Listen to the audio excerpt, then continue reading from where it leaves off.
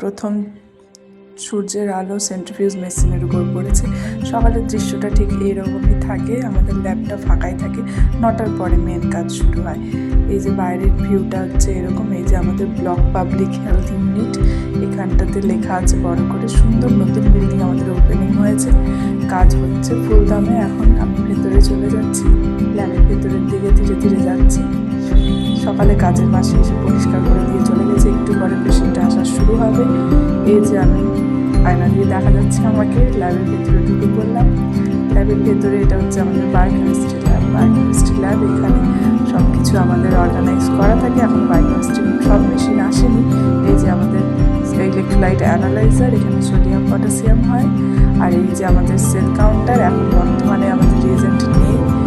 আর এই যে রোদের আলো আমার পায়ে পড়ছে, সামনে সেন্ট্রিফিউজ মেশিনের পাশে আছে আমাদের, এটা হচ্ছে ট্রুন্যাট মেশিন।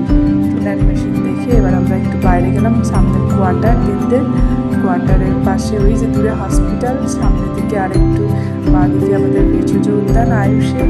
আর একটু সামনে গেলাম, সামনে গিয়ে দেখতে পাবো হোমিওপ্যাথি হল, আয়ুর্বেদিক হোমিওপ্যাথি হল।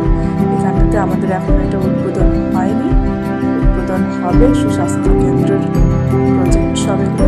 এখানে আমাদের কালেকশন রুমের মধ্যে সমস্ত জিনিস একটু অগোছালো হয়ে আছে, আমরা পরিষ্কার করে ফেলবো। পেশেন্ট আসতে আছে, এই যে আমি এখানে বসে কাজ করছি, একটু রিপোর্টগুলো আপডেট করে ফেলছি।